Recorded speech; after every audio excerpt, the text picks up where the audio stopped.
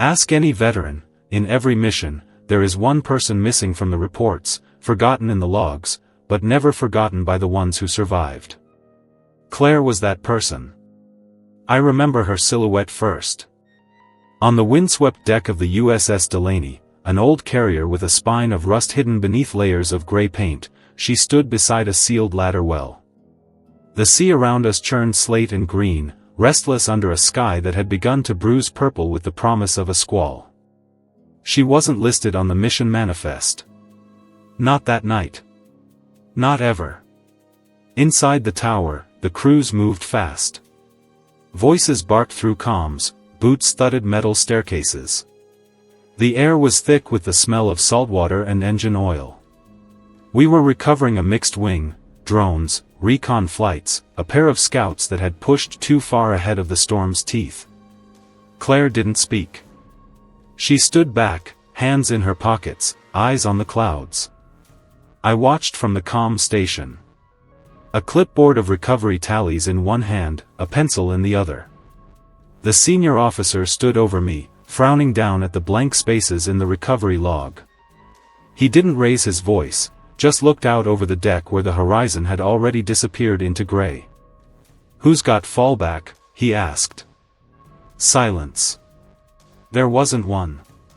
Not anymore. The fallback system, the analog beacon net wired into the ship's bones, had been decommissioned years ago. Cost-saving measure, the brass called it. Sensors had improved. Redundancies had improved. Except tonight, none of it mattered. The sky had eaten the signal.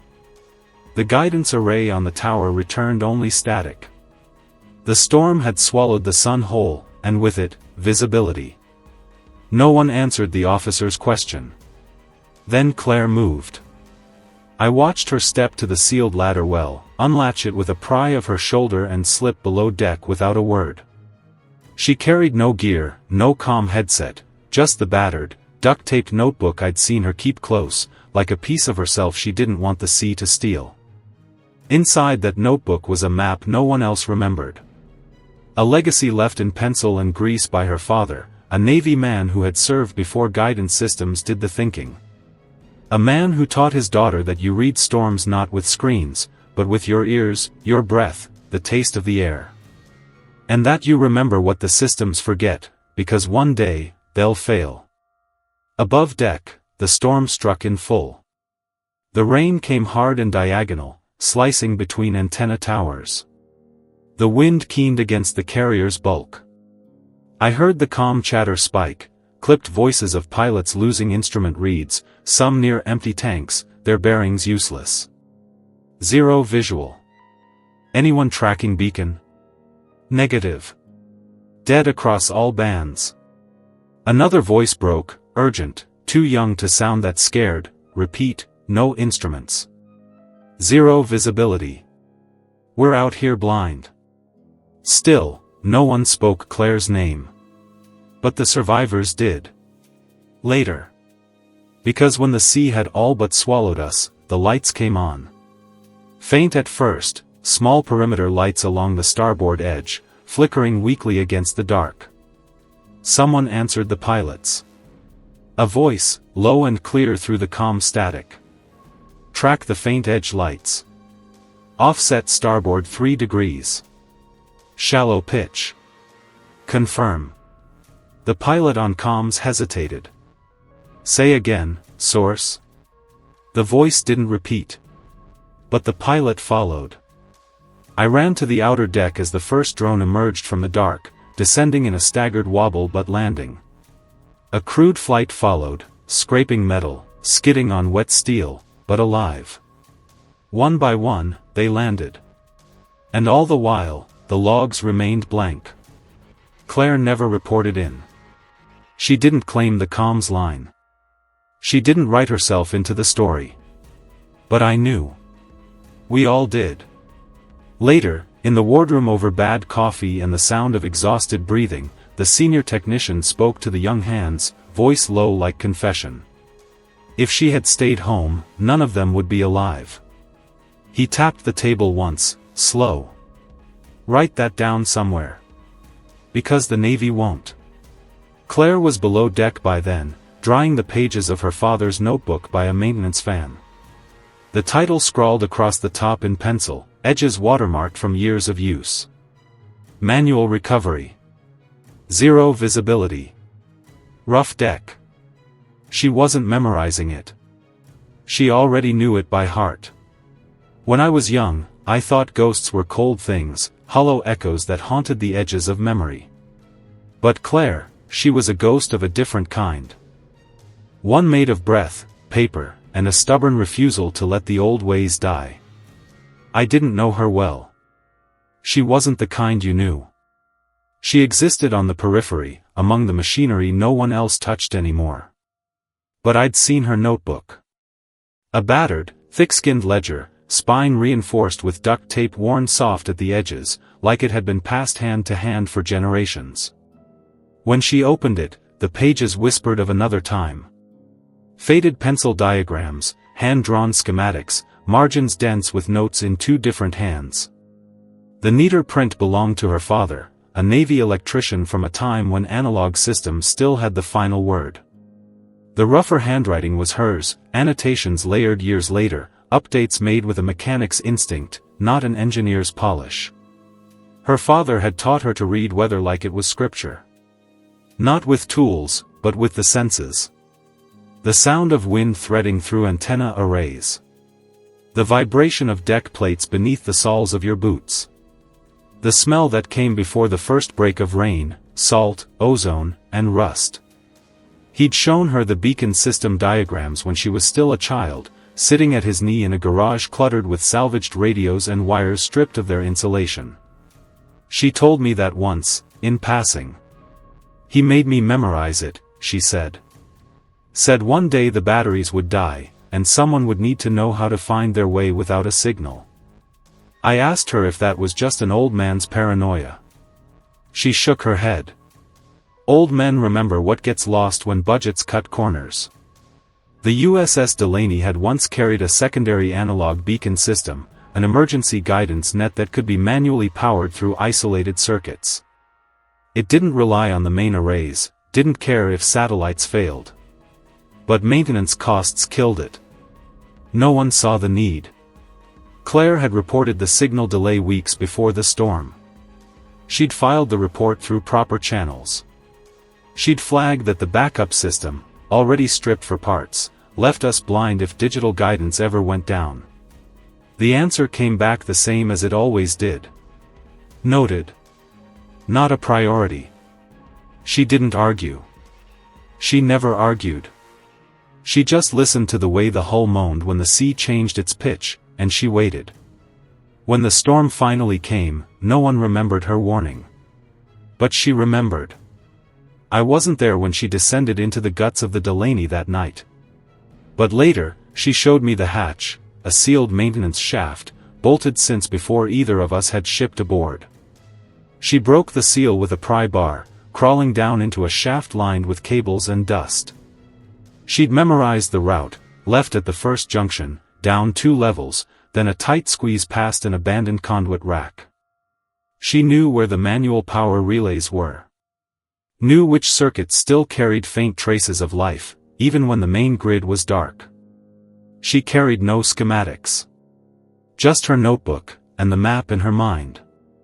She bypassed dead switches with jumper wires she'd scavenged months before, prepared not because anyone told her to, but because she knew the day would come. She cranked the manual alternator, a heavy, stiff wheel that took the strength of both arms. Lights on the deck perimeter flickered weakly, like the ship trying to remember itself. When the first bulb lit, she paused, listening.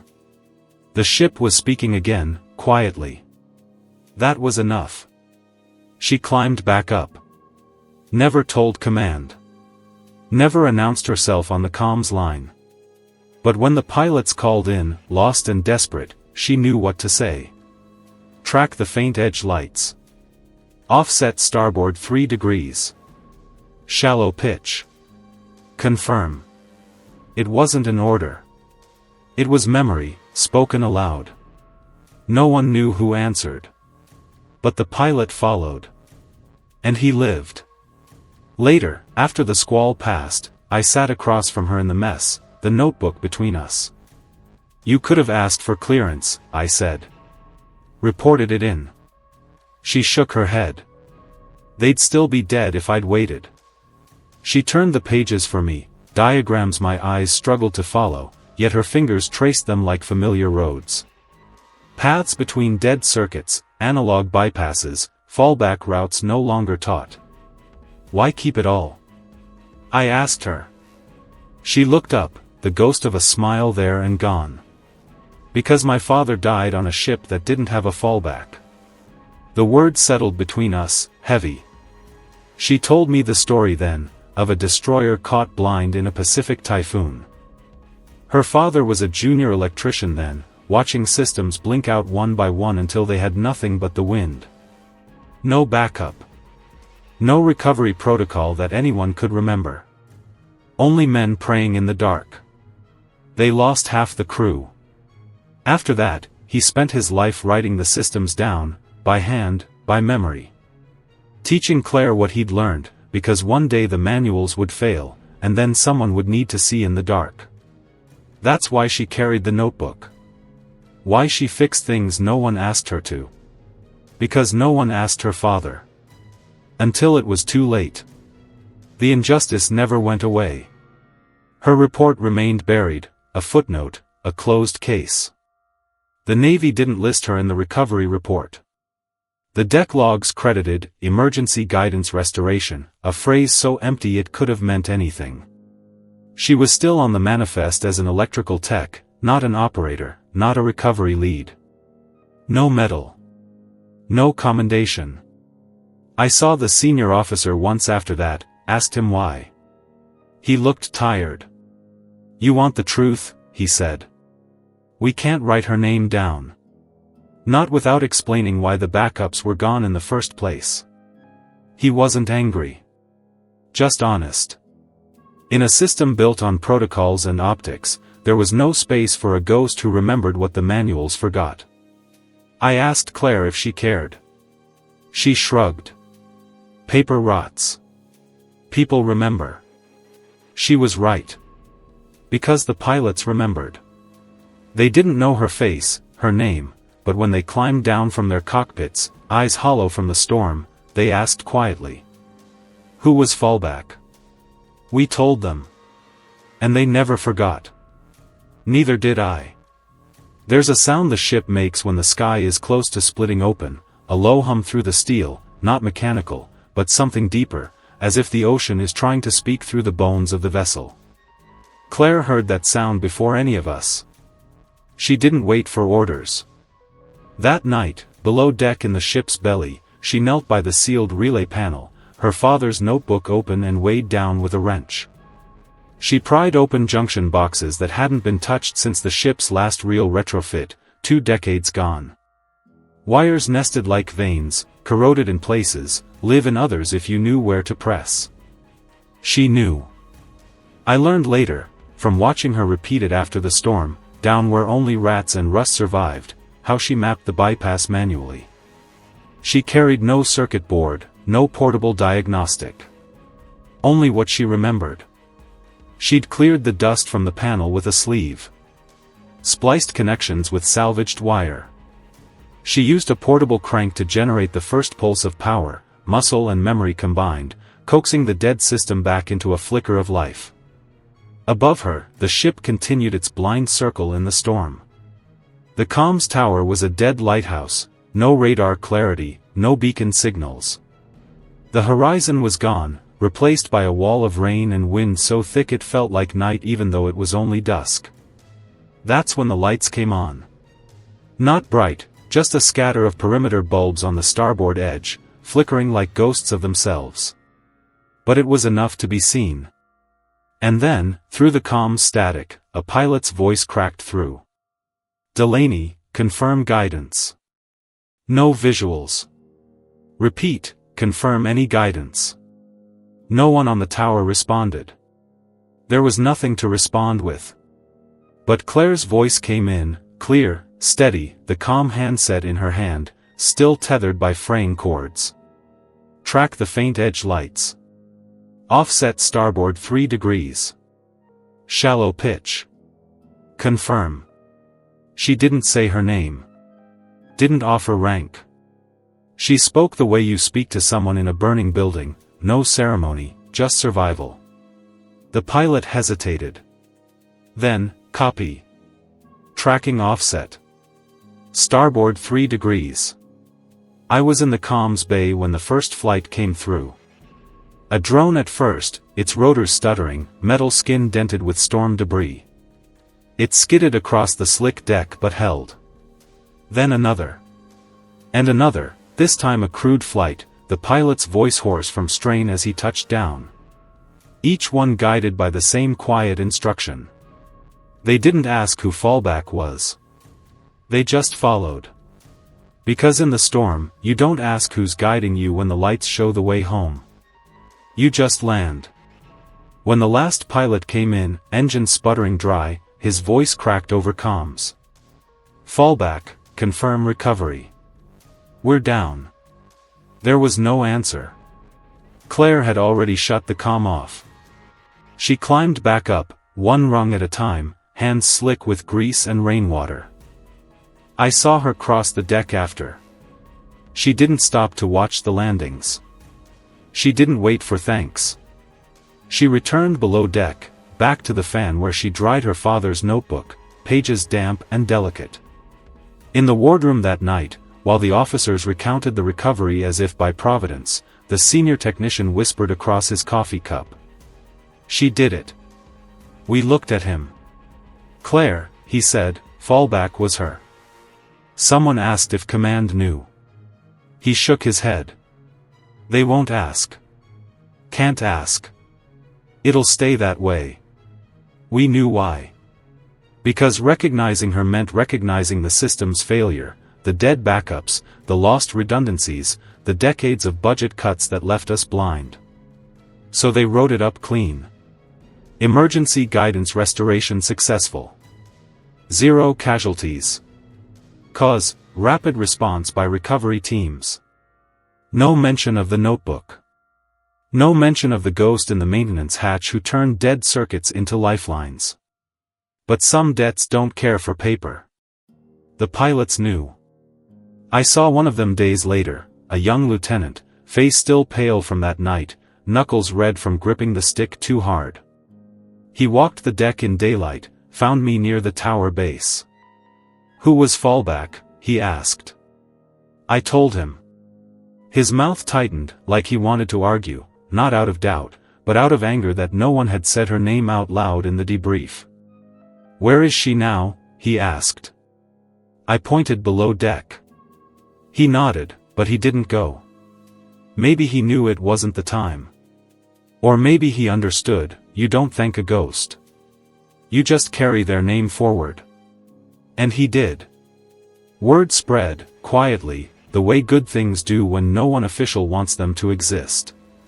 If you flew, if you worked the deck, if you manned the comms, you knew. Fallback was Claire. And you never doubted it. Below deck, by the maintenance fan, Claire turned the last damp page and let her fingers rest on the faded pencil that spelled out. Manual recovery. 0 visibility. Rough deck. I asked her, you're not going to rewrite it? Copy it clean? She shook her head. Pages like this, they're like scars. You don't clean them. You remember them. I asked if she'd ever show command. Her answer was quiet. Why? They just lock it up in an archive. She traced a line on the diagram, a circuit path hand-drawn with imperfect lines, an echo of her father's hand. I don't want it stored, she said. I want it used. I watched her close the notebook, wrap it back in duct tape like a bandage around a wound. She wasn't preserving it. She was carrying it forward. In her bones, in her breath, in the muscle memory of someone who knew that storms didn't wait for protocol. I never saw her open the notebook again. She didn't need to. Neither did I. Because once you've seen the lights come back on in the dark, you never forget the ghost who lit them. And neither did the sea. The Delaney didn't last much longer. We decommissioned her 2 years after that storm. She went quietly, without ceremony. The last of her steel was sold off, her decks cut apart, her tower collapsed for scrap. No one mentioned the storm in her final reports. No one mentioned the night when the sea nearly took us all. But when we took her apart, when the crews peeled back layers of rust and salt-crusted steel, they found the relay Claire rewired. The wires were still wrapped in salvage tape, circuits bridged by hand. They didn't know who'd done it. But I did. They cut those wires out, tossed them into the reclamation bin. History does that, discards the proof when it no longer fits the narrative. I didn't stop them. But I kept my copy of her diagrams. I wasn't the only one. The story of Claire, or Fallback, as she came to be known, moved in whispers. Not official channels. Not award ceremonies. Just word of mouth, passed along from sailor to sailor, pilot to pilot. Watch the weather, they'd say. When the sky bruises, think like Fallback. They didn't always know her name. But they knew her method. Manual recovery. Zero visibility. Rough deck. I carried it with me to every ship after the Delaney. Every time I walked a new deck, I checked the backups, the failsafes. If they existed. Sometimes they did. Mostly, they didn't. And always, I checked the maintenance hatches. You can tell a lot about a ship by the dust in its unused corners. A well-run ship keeps the visible clean. A wise one keeps the forgotten alive. I fixed what I could. Quietly. The way she did. Once, an ensign caught me patching an old relay line no one had mapped in the schematics. "Why bother?" he asked. "We have digital failover." I told him, "Because one day you'll hear the storm hum through the steel, and then you'll wish the ghost had passed this way." He didn't understand then. But he would. Years passed. The sea didn't change. It still had moods. Still turned black and bottomless when the sky collapsed. One night, deep Atlantic patrol, another ship, another storm, I was on comms when the instruments blinked dead. One by one, systems stuttered, GPS, radar, guidance, all swallowed by static. I pulled the diagrams from my locker. Traced the lines. Manual recovery. Zero visibility. Rough deck.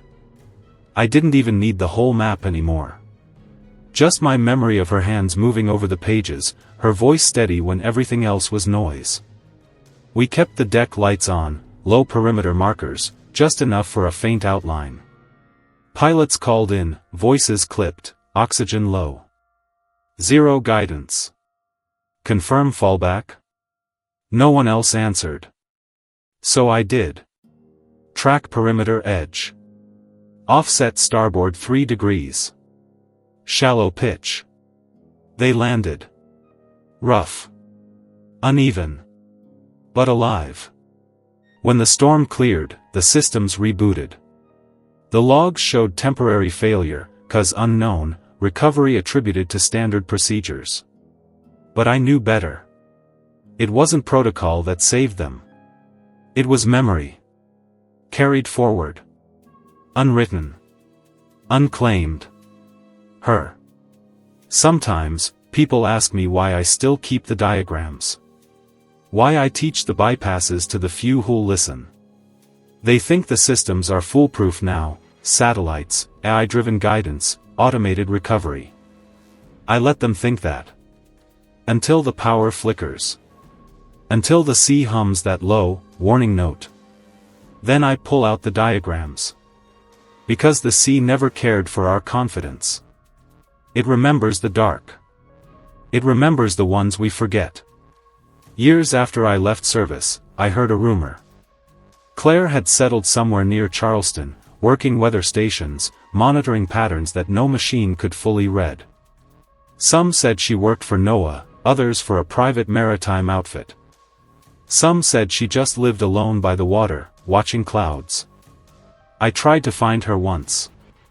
I walked the piers, asked the old sailors. Some nodded. A woman comes by sometimes. Doesn't say much. Carries a notebook. But I never saw her. Maybe she didn't want to be found. Maybe that was the point. Ghosts don't need witnesses. They just need someone to remember. I framed the diagrams when I retired. Not to preserve them. To remind myself. Manual recovery. Zero visibility. Rough deck. They hang by my door. So I see them every time I leave the house. Every time the weather shifts. Every time the sky darkens. I tell anyone who asks. That's how you find your way when everything else fails. Some laugh. Some nod politely. But the ones who've seen the sea's true face, they understand. They ask to read it. And I let them. Because that's what Claire did. She remembered. She wrote it down. She passed it forward, even if the world refused to say her name. The Navy didn't write her down. But we did. And so long as one person remembers, she isn't gone.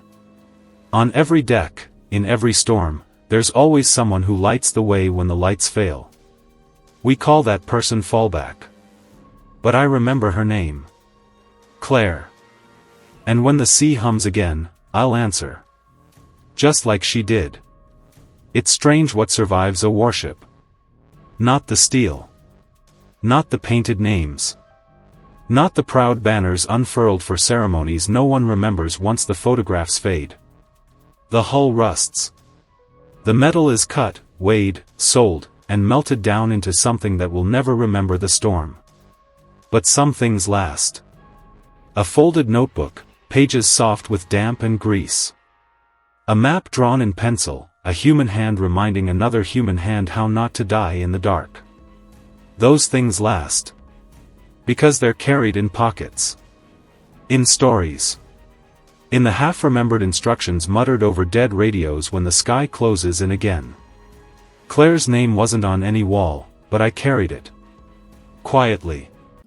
Like an oath. One day, years after I retired, I got a message from an old pilot. He'd flown that night, one of the last to land through the blackout.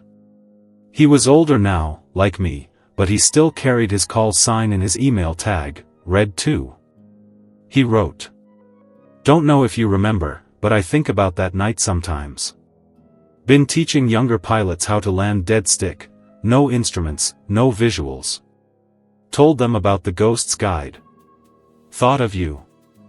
Thought of her. Hope you're well. I wrote back, asked if he ever wanted to meet, talk, swap memories. He replied. Better to remember her where it counts, on the stick, in the dark. She's with us when it matters. That was enough. I started teaching unofficial classes at the Veterans Hall.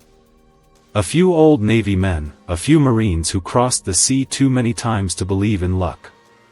I called it systems memory. We didn't have a syllabus.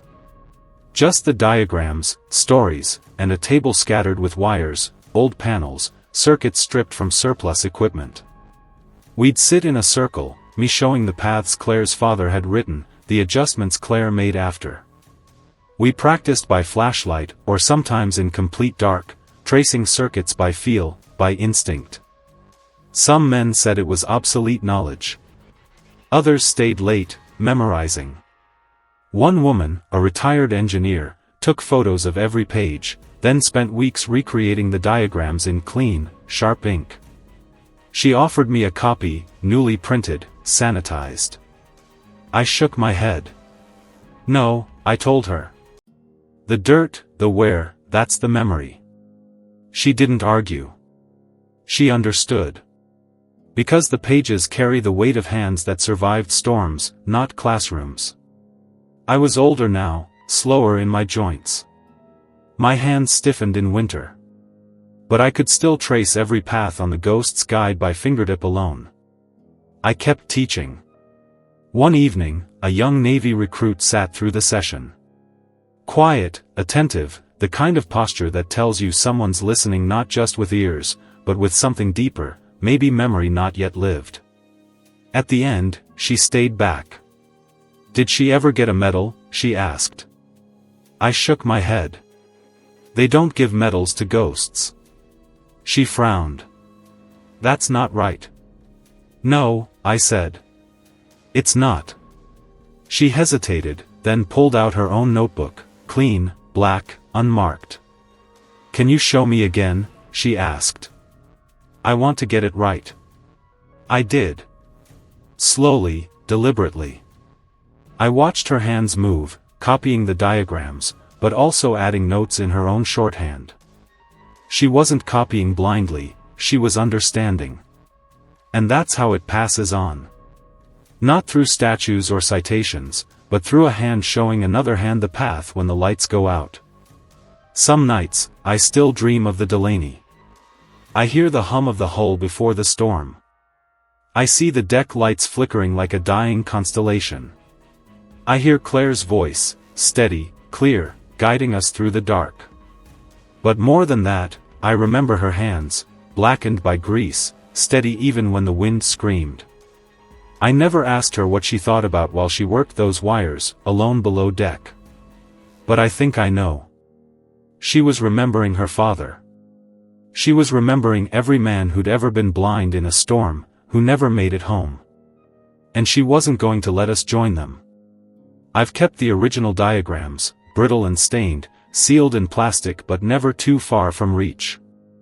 I told my daughter once, when she asked about them. That's how we survive the dark. She was too young then to understand. But I hope one day, when she hears the storm hum, not just the weather, but life, she'll know to look for the ghost. We all need one. We all need a fallback. And though her name may not be written in stone, it's written in every sailor who landed when the sea tried to take them. That's legacy. Not the name they remember, but the lives that kept going because of it. When the wind picks up and the sky bruises, I still catch myself listening for that sound in the steel. The warning. And I imagine Claire somewhere, sitting by the water, notebook still in her pocket, eyes on the horizon. Waiting. Because there's always another storm. And someone has to remember how to bring them home. There's a phrase old sailors use when a storm passes and the ship still holds. We made it home on borrowed time. I've thought about that often. Every safe landing, every quiet morning after the sky clears, borrowed time. Borrowed from those who remembered what the rest of us forgot. Borrowed from ghosts like Claire. She never called herself that. She never called herself anything. She just remembered.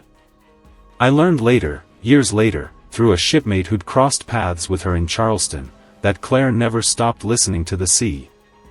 She took a small room near the docks, paid for by repair jobs and weather consultancy, though no company ever knew what they had in her. She watched storms like other people watched the news. Studied cloud patterns, wind shifts, barometric pressure, but always by ear, by instinct. She could hear the difference between a squall that would pass and one that would break you. She listens for ghosts, the shipmate told me. That's what she says. No one pressed her for more. I wonder now if she was listening for her father's voice. Or ours. The ones who made it back. When I think of her now, I don't see the maintenance bay, or the relay panels, or even the faint deck lights stuttering back to life. I see her standing on the deck edge in rain, sleeves damp, hair tied back, eyes level with the horizon. Not watching for rescue, just reading the sky. She didn't ask for thanks. She didn't expect medals. Because she knew, the sea doesn't give closure. Only survival. And survival is memory. The recruits I taught, the few who stayed, who listened, carried pieces of the ghost's guide with them. Some wrote it down, others practiced in darkened bays with dead consoles, mapping the circuits by touch. One of them, a quiet ensign from the Pacific Fleet, emailed me after a blackout drill. "Sir, the backups failed. But I remembered the offset. We brought the bird down. Just thought you'd want to know. I wrote back. Thank Claire. He asked who that was. I told him, the reason you're alive. That was enough. There was no plaque for her on any ship. But there was always someone in every crew who knew her story, even if they only knew her as fallback. A voice when the storm swallowed everything else. That's how it should be. Heroes don't need statues. They need successors. Some years later, I visited Charleston. I walked the docks at dusk, the air heavy with salt and distant rain. Old men repaired nets. Ships bobbed in their moorings, their hulls whispering against the waves. I asked after her, a woman who watched storms, carried a notebook. They pointed to the far end of the pier. There was no one there. Just a rusted bench, its paint peeled away by sea air. On it, a small plaque, no name, no title. Just an inscription, weathered by time. When the sky fails, remember the lights. Someone put that there. Maybe herself. Maybe someone who understood. I sat for a while, watching the water darken with night, and I listened. The sea said nothing. But in the wind, in the distant churn of the current, I thought I heard her voice, not words, but presence. Steady. Waiting. I touched the notebook in my coat pocket. Still there. Still ready. I think about the storm sometimes. Not the one that almost took us, but the next one. The one waiting just beyond the forecast, the one no system predicts. When it comes, I hope someone remembers the offset. The shallow pitch. The faint perimeter lights. I hope someone remembers fallback. And I hope they understand that when you're alone in the dark, the difference between survival and a grave is a hand you never saw, steadying the wheel. Claire was that hand. Still is. Because no one really survives on their own. We all make it home on borrowed time. And the debt is memory. So when the sky bruises, when the sea hums its low warning, when the lights flicker out, I'll be ready. With her map in my mind. Her ghost at my side. And the certainty that some heroes never needed the Navy to write their name. We wrote it ourselves. Claire. Our fallback. Forever. They'll tell you every mission has its checklist. Every ship has its logs. Every crew has its manifest. But ask any veteran, and they'll tell you the truth. There's always someone missing from the record. A name not written down, a hand never formally saluted. The one who made sure you lived when you weren't supposed to. Claire was that person. She wasn't a regulation. She wasn't a policy. She wasn't a citation framed in glass. She was the ghost beneath our feet, the pulse of old wires, the memory of how to land when the sea wants you gone. And the truth is, every war, every deck, every storm, they all have a Claire. Some name no one remembers until the dark comes back. That's when you hear them. A voice steady in the static. That's when you feel them. A hand at your shoulder. That's when you remember. Claire didn't break protocol. She remembered what the authors of protocol forgot. That's what heroes do when no one is watching. And that's why, when the sky darkens and the lights fail, I still carry her notebook. Because one day, someone will ask. Who's got fallback? And I'll be ready. Because I remember her name. Claire. The ghost who saved us all.